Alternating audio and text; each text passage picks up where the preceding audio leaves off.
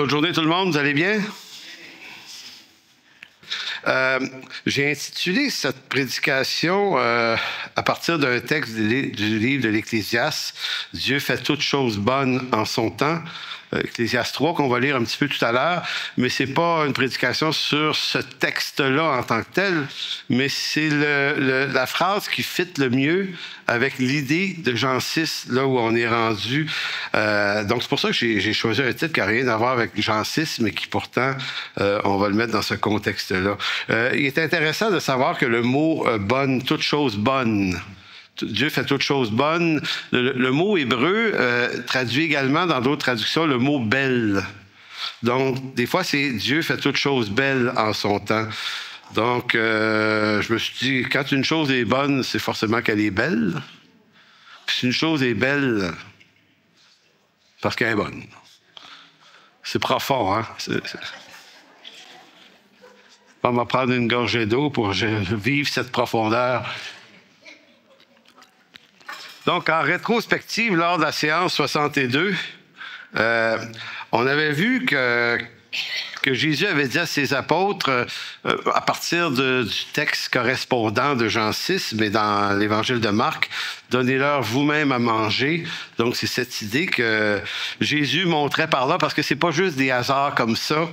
Tout l'Évangile est bâti sur le fondement qui est aussi l'Ancien Testament dans ce qu'il contient. Donc, en disant à ses apôtres, les 12, « Donnez-leur vous-même à manger », on peut voir dans ça que Jésus montrait que les 12 apôtres marquent le début du peuple de la Nouvelle Alliance. De la même manière qu'il y avait 12 tribus d'Israël dans l'Ancien Testament qui représentaient le peuple élu de Dieu terrestre qui est Israël, évidemment. La Nouvelle Alliance, c'est le peuple de Dieu de la Nouvelle Alliance. C'est comme si Jésus reprend des images, et c'est là la beauté des deux testaments ensemble. Donc, c'est eux maintenant qui sont comme les 12, qui sont représentants des 12 tribus dans la nouvelle alliance du peuple, qui est l'Église maintenant, cette fois-ci. Donc, la foule de Jean 6, on est toujours là, a été témoin d'un immense miracle qui est la multiplication des pains et poissons. Et comme toutes les foules, c'est toujours comme ça, les foules, l'émotion, qui est une bonne chose, quelquefois prend le dessus sur la raison. Et souvent, lorsqu'une foule vit une émotion très forte, notamment une foule chrétienne, c'est souvent là que la foule décide d'en faire quelque chose de l'émotion qui est en train de se vivre en ce moment. On voit ça encore très souvent. Il suffit qu'un temps de louange soit très intense dans un milieu donné, que là, on se dit, ça y est, ça doit être un réveil. Tu sais, on interprète l'émotion tout le temps. Puis le problème n'est pas l'émotion. Hein. Vivre des émotions fortes, c'est qu'elles soient heureuses, et quelquefois, elles peuvent être malheureuses, mais ça fait partie d'une réalité humaine. Il y a des émotions à vivre. Donc, si le problème, c'est pas l'émotion, c'est peut-être l'interprétation qu'on se fait de l'émotion dans le moment où ça arrive. Donc, eux, voyant ce que Jésus venait de faire, étant impressionnés par l'émotion du moment, ont décidé d'accomplir des prophéties. Ils ont dit, ça doit certainement être lui, le prophète, qu'on attend, puisque le miracle qu'il fait en témoigne. Et c'était prophétisé dans Ésaïe 61 aussi, puis dans beaucoup de textes, qu'une des particularités du Messie, mais quelquefois, l'Ancien Testament en parle comme un Messie, d'autres textes en parlent comme un prophète, d'autres textes en parlent comme un roi. Donc, Jésus est décrit à travers plusieurs figures. Donc, évidemment, cette foule qui regarde le miracle qui vient d'arriver comprend avec justesse qu'il est sans doute le Messie annoncé, pas le Messie, le prophète dont avait parlé Moïse.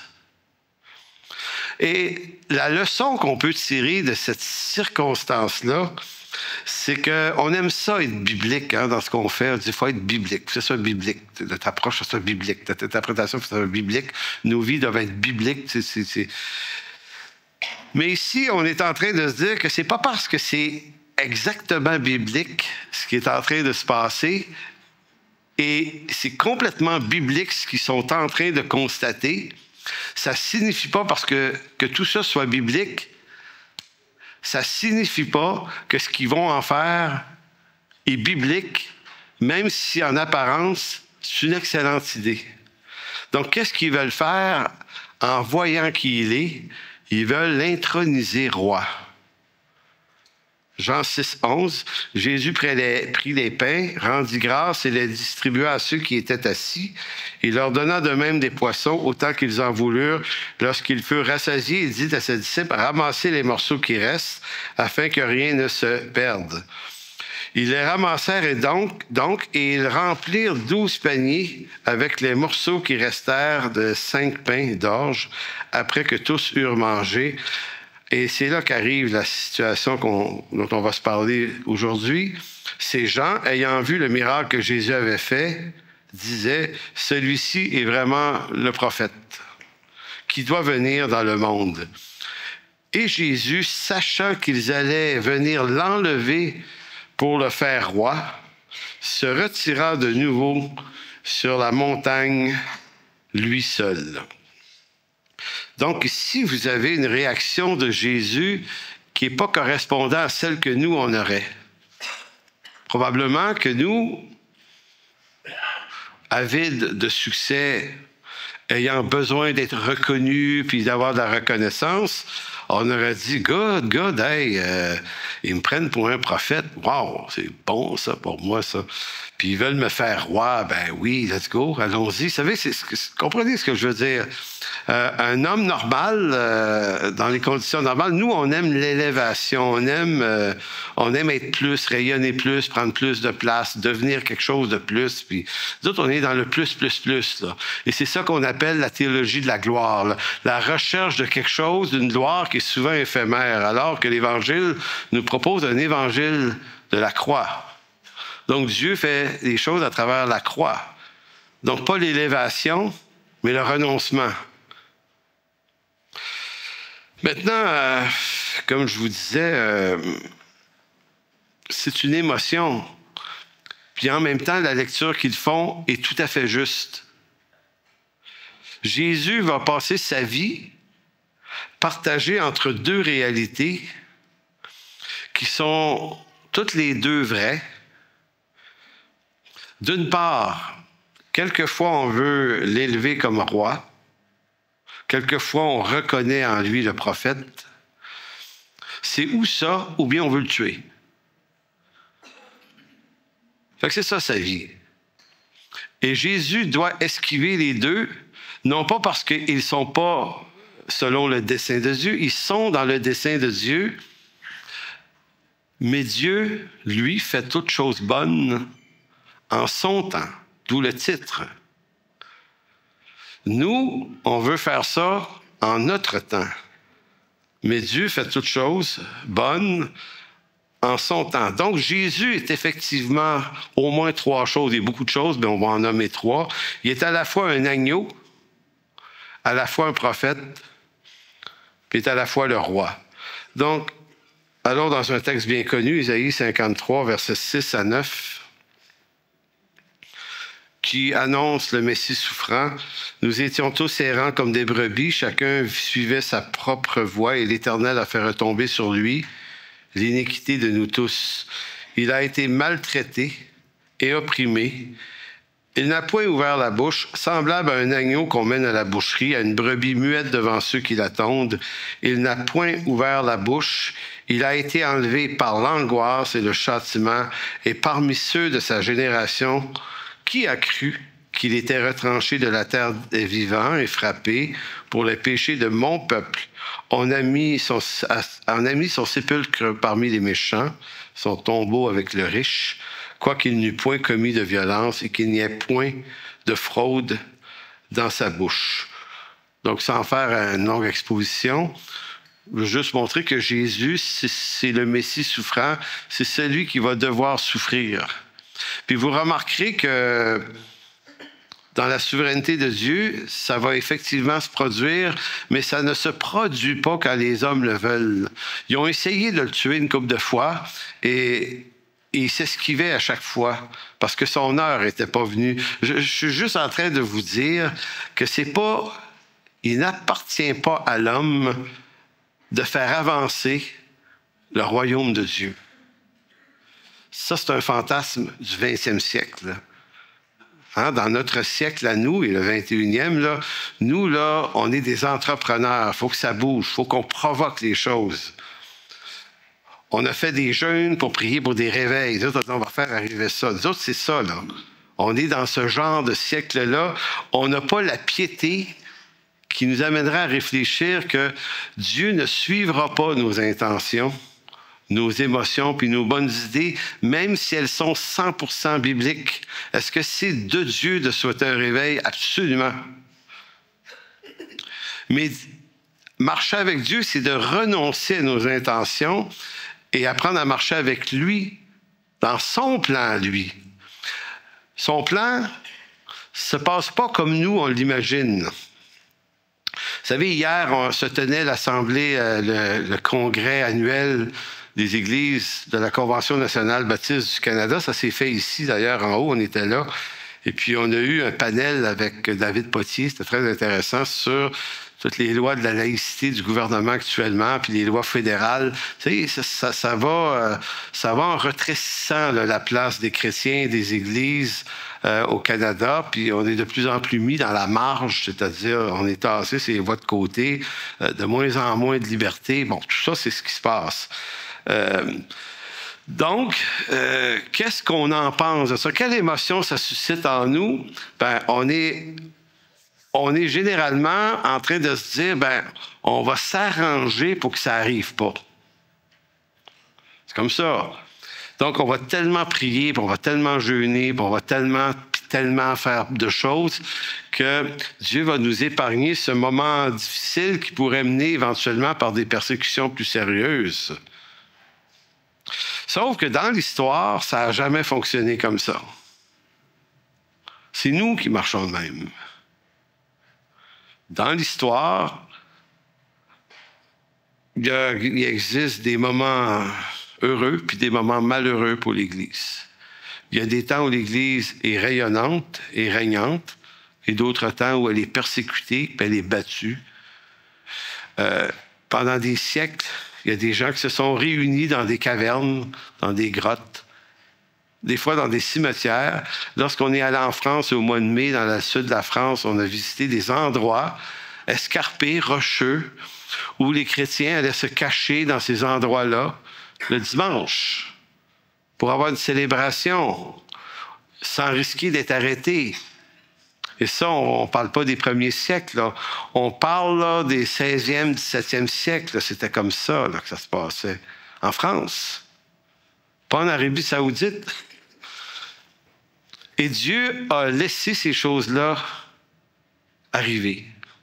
Et Dieu n'était pas moins souverain parce que ça arrivait. Donc, c'est pour ça qu'il faut que notre foi s'ajuste sur le dessein de Dieu.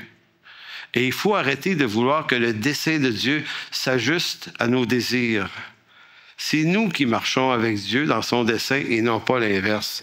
Donc, le Messie doit souffrir. Mais la foule de Jean 6 s'était dit, bof, on va le nommer roi tout de suite. Pourquoi pas? C'est le prophète, ils ont raison, et le prophète doit devenir aussi un roi. Il vient de nous le prouver. A-t-on besoin de preuves supplémentaires? Est-ce qu'on en a besoin? Non. On le fait. Et Jésus se sauve. Il est écrit, il s'est esquivé, il s'est retiré de la foule. Heureusement, parce que Jésus ne répond pas au désir de l'homme, mais il répond à la volonté du Père, tout le temps. Donc, Jésus est vu par la foule comme étant le prophète. De quoi on parle?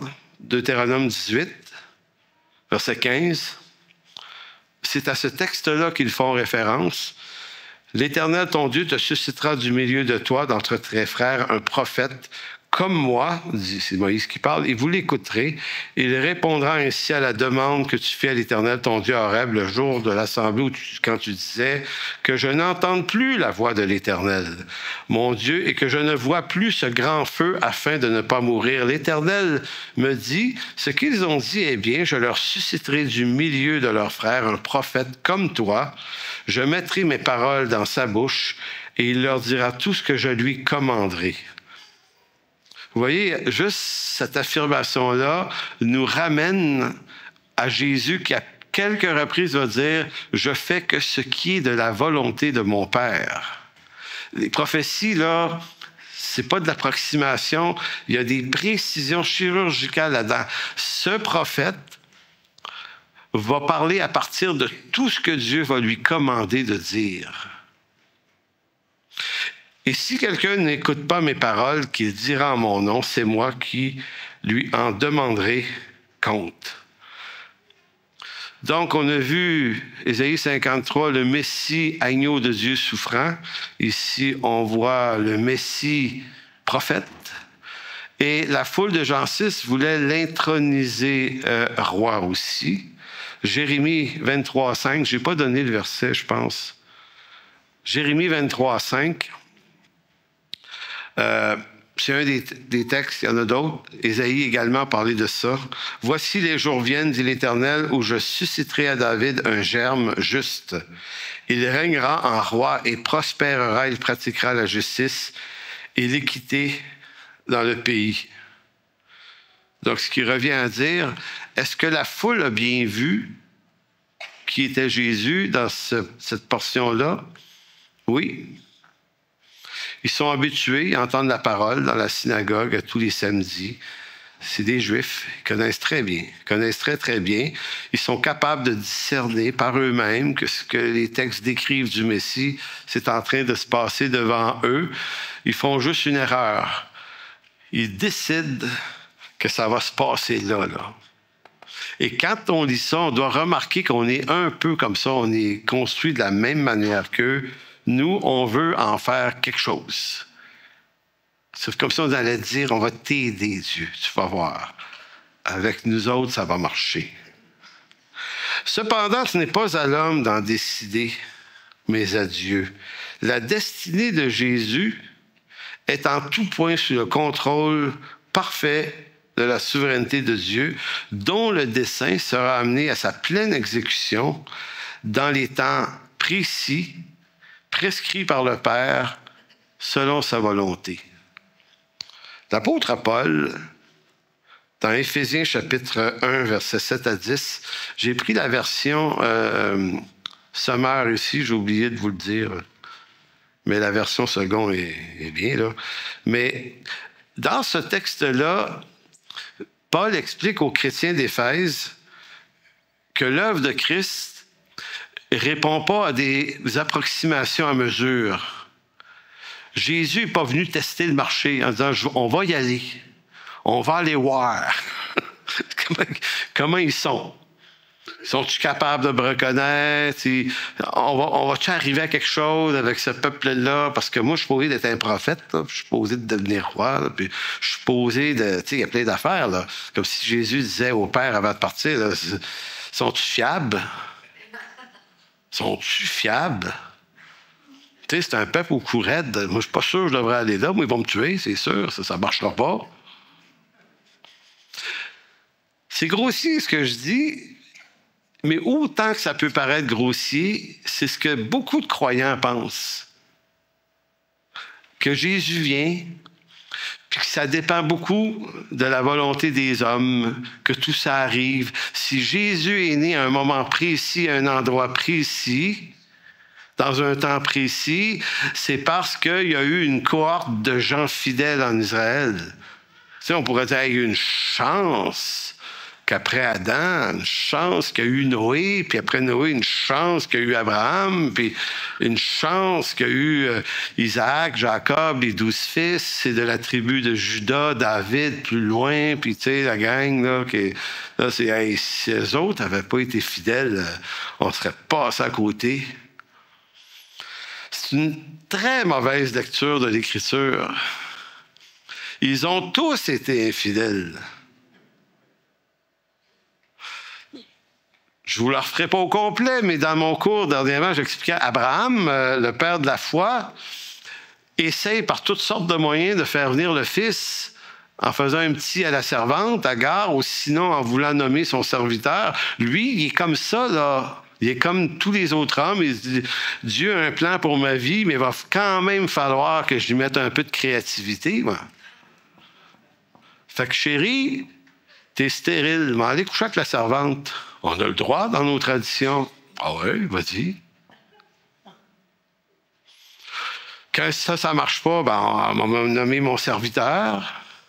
Nos traditions permettent ça aussi. Ça a été 2 gaffes monumentales.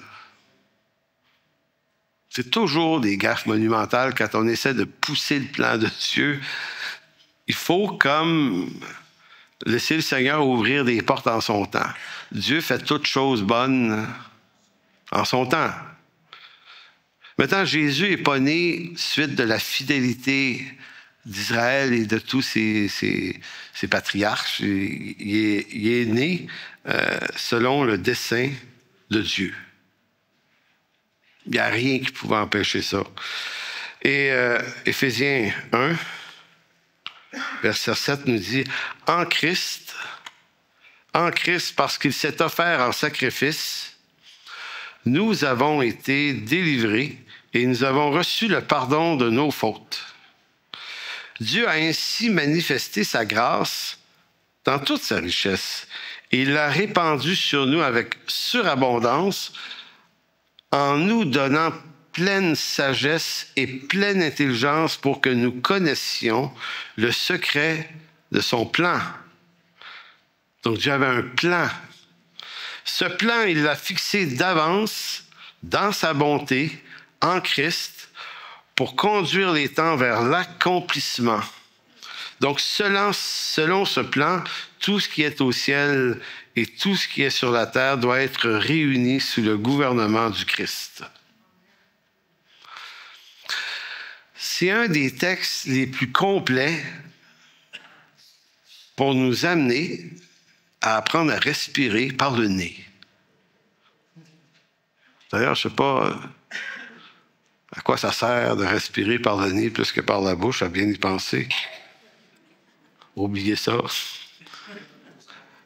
Relaxer dans l'œuvre de Dieu, parce qu'en ce moment, puis encore là, comme on en parlait hier, il y a peut-être des temps difficiles qui s'en viennent. C'est de plus en plus difficile. Tu ne peux plus ouvrir d'église, là. Tu ne peux plus avoir de bâtiment. Tu peux plus. C'est incroyable, là. Qu'est-ce qui est en train d'arriver ici? Maintenant, est-ce qu'on va s'énerver? Est-ce qu'on va se mettre en colère? Est-ce qu'on va être frustré? Non. Même si ça nous affecte, on va se nourrir de l'Écriture et non pas de nos colères et de nos frustrations. Donc, non pas de nos émotions négatives dans ce cas-ci. Parce que c'est ça le danger. Si c'est nos émotions qui dictent nos actions, on va poser des gestes qui sont contraires à l'Écriture. Donc, si Jésus a dit dans l'Évangile de Matthieu, chapitre 5, versets 10 ou 11 ou 12, « Heureux serez-vous lorsqu'on dira du mal de vous à cause de mon nom. » Heureux. Heureux. Puis il va même dire un verset plus loin, « Soyez dans l'allégresse. » C'est une coche au-dessus de la joie, ça, être dans l'allégresse. Donc, pourquoi on devrait être joyeux malgré tout ce qui arrive, peut-être à l'Église, mais à tout ce qui nous arrive à nous? Pourquoi on doit cultiver une attitude de joie? Parce qu'on n'est jamais abandonné dans nos malheurs. On est en relation avec un Dieu souverain, donc il faut se tourner vers lui de plus en plus. Fait que s'il y a des temps difficiles à passer, un temps difficile devrait toujours nous rapprocher de Dieu. C'est à ça que ça sert. Donc, éventuellement, tout va se terminer, tout va être réuni sous le gouvernement du Christ. C'est comme ça que ça va finir. Peu importe les chemins, les couloirs par lesquels le Seigneur nous fait passer, c'est que la chose qui est la plus certaine, c'est qu'un jour, on va se retrouver sur une nouvelle terre et des nouveaux cieux sous une gouvernance unique de Christ. ça va être ça. Entre-temps, il y a beaucoup de gens, depuis des siècles, qui essayent de créer des élites mondiales pour créer une gouvernance mondiale avec un gouvernement mondial. C'est la chose la moins inquiétante. Ils n'y arriveront pas parce que le seul à qui la chose est destinée, c'est le Christ. Fait que nous, on ne s'occupera pas d'essayer d'empêcher des gens de faire quelque chose que de toute façon, ils n'y arriveront pas. On va s'occuper des choses en haut. Donc, la tentation des hommes est d'essayer de faire arriver le plan de Dieu par des ambitions tout à fait humaines, suivant des impulsions émotionnelles humaines. Et toutes les fois, Dieu se détourne d'une telle intention. John Montgomery Boyce, théologien presbytérien, donne un petit commentaire sur Jean 6 en disant « Au fond, ce qu'ils ont voulu faire, c'est l'erreur qu'on fait tous, c'est que pour eux, introniser Jésus comme prophète, mais surtout comme roi, probablement était poussé par des intentions politiques. » Il va dire, d'une part, ils étaient juifs et possédaient donc un héritage religieux dans lequel l'idée d'un Messie occupait une place prépondérante, mais d'autre part, ils savaient que dans la loi, Dieu avait promis à Moïse qu'un jour, il susciterait un chef semblable à lui. Mais dans leur geste de vouloir l'introniser prophète et roi par eux-mêmes, ils commettaient la même erreur que nous faisons, nous, chrétiens, au 21e siècle, lequel on politise les textes bibliques. L'intention de Dieu est d'amener une gouvernance par le Christ éventuellement. On est dans le déjà et le pas encore, mais ça, c'est le projet de Dieu, c'est son plan à lui. Mais nous, on réagit au temps dans lequel on est. Et nous, les textes bibliques, on essaie de les placer.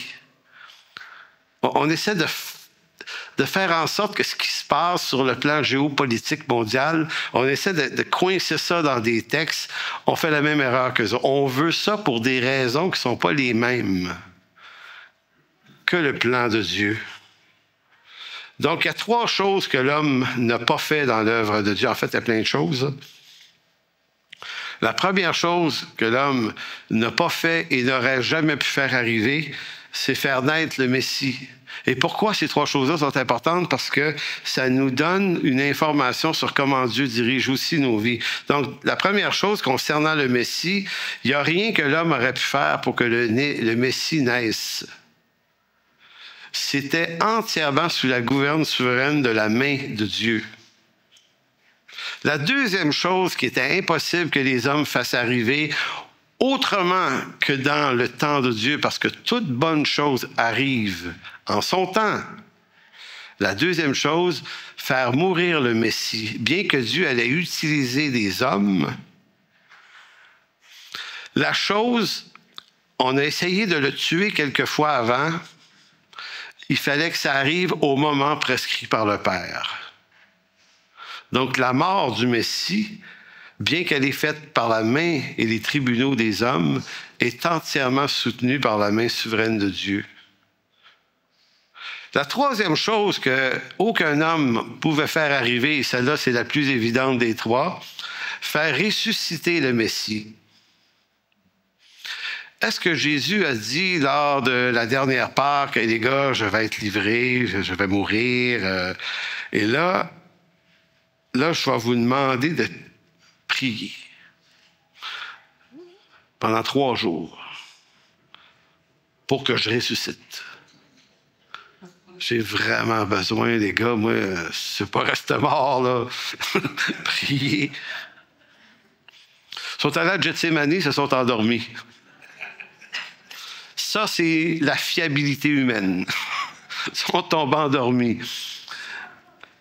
Est-ce que le Christ n'est pas ressuscité pour autant? Donc, qu'est-ce que ça nous dit? Ça nous dit que c'est Dieu qui, dans sa souveraineté, ordonne toutes choses en son temps.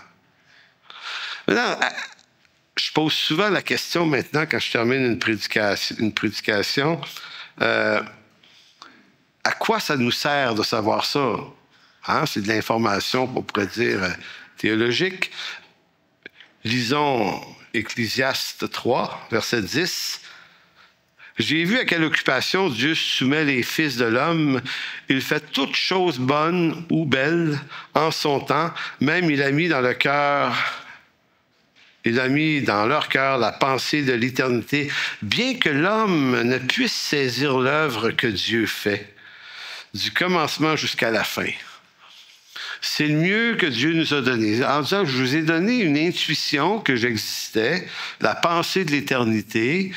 Maintenant, de quelle façon je vais opérer ça, vous ne catcherez jamais vraiment. Ça va toujours vous surprendre. C'est pour ça qu'on ne doit rien prédire de ce qui va arriver, parce qu'on ne le sait pas. Conclusion. À quoi ça sert de savoir ces choses? Ben, c'est là un encouragement de la plus haute importance de prendre connaissance que l'œuvre de Dieu dans notre vie à nous ne relève pas de nos bonnes intentions, mais aussi de la souveraineté de Dieu. Et il faut absolument se rendre compte de ça parce que notre repos dans la foi n'est pas dans l'effort qu'on peut ajouter pour que ça marche vraiment. Le vrai repos, pour que ça fonctionne vraiment, une vie chrétienne riche, c'est de prendre le repos dans le fait que c'est Dieu qui est en contrôle. Donc, Dieu ne nous demande pas la permission pour faire son œuvre. Heureusement. Il ne nous a pas demandé notre permission en rien. Et il ne vous demandera pas la permission de vous ramener auprès de lui au jour de votre mort. Il ne vous demandera pas la permission. Ça va arriver. Maintenant, si tout ça est coordonné selon sa volonté dans son temps parfait à lui, et que Dieu fait son œuvre malgré nous, dans l'éternité, il ne vous arrivera pas ce que vous pensez mériter. Il vous arrivera toutes les richesses et les bénédictions qui vous sont réservées par les mérites de Christ. Donc, à quoi ça nous sert de savoir tout ça? Ça nous sert à comprendre que la grâce de Dieu est vraiment réelle pour nous. Qui d'entre nous a hâte de mourir? Non. Mais en même temps, il faut se nourrir d'une idée vraiment très simple. C'est que le jour où ça va arriver, on va se retrouver dans les conditions parfaites qui ont été prévues par le Père aussi. C'est vrai pour Jésus-Christ. Puisque nous sommes en Jésus-Christ, c'est officiellement vrai pour nous. Donc, vous ne pourriez pas dire, d'ici ma mort, je vais essayer de faire le plus d'œuvres pour accumuler le plus de points du ciel, là, tu sais. Le point de mérite du ciel. Nos mérites ne sont pas en fonction de nos œuvres, sont en fonction de son œuvre à lui. Maintenant, ce qui nous est demandé à nous, et c'est là la beauté de notre relation avec Dieu, c'est vraiment d'apprendre à lui faire confiance. Dans toute œuvre, selon nos appels, marcher par la foi, répondre, saisir les moments qu'il envoie dans nos vies, ne pas les interpréter comme on a envie de les interpréter, mais toujours comme l'Écriture. L'apôtre Paul, il est arrivé des calamités terribles. Dans 2 Corinthiens, il va dire, mais ces choses-là, Dieu les a voulues pour moi. J'ai demandé 3 fois qu'il m'en délivre. Il a dit non. Il dit alors, je me suis dit, ta grâce me suffit, car ta puissance s'accomplit dans ma faiblesse. Amen. Alors, merci, Père, de bénir ce moment aujourd'hui. Merci pour ta parole qui est si riche, qui est tellement pertinente et qui nous donne à penser et à réfléchir à tout ce que tu as parfaitement prévu d'avance selon ton dessein. Alors, merci, mon Dieu. Amen.